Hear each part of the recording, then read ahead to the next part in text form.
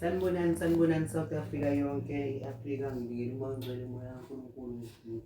Ngisakuphathi 2 ukuthi ngichaze ukuthi mina ngiyambonga uNkulunkulu la ngihleli khona, ngiyanyakaziswa ngapha nangapha.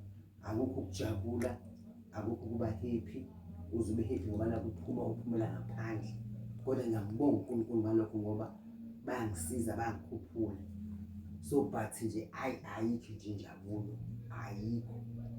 Sincane isikhathi sokujabula, sincane. Ngisempini, kusayisikhathi sokuthi ngibe sempini, kodwa futhi ngiyamthemba uNkulunkulu, angililahli ithemba laNkulunkulu. Ngisempini ngeke ngabantwana bami, kodwa futhi ngisempini. Zingane la ekhaya nje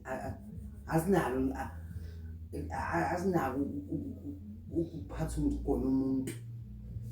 But i-age engikuyona mina sengidinga i-peace, kodwa nje peace ayikho.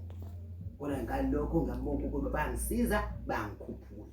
Ngeke ngize ngisuke ey'nyaweni zaNkulunkulu, ngizohlala kuNkulunkulu, ngizohlala ngihlezi kuyena ngoba ngiyamdinga uNkulunkulu ngey'khathi zonke. Ngibonile iy'khathi ezinzima engidlule kuzona ngapha nangapha. Ngiyabonga Thixo ukuthi impilo yami inkulunkulu.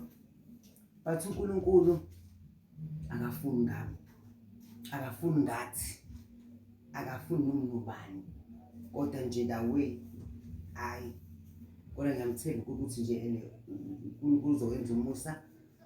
Mina nabantwana bami ngiyafisa ukuthi nje sibuyele kwami, sibuyele ekhaya kwami. Ngiyafisa ukuthi uNkulunkulu enze lowo musa ngoba akafunakala umfazi ofeba ushadile unesono. Mina owami umshado kwaba nolimi.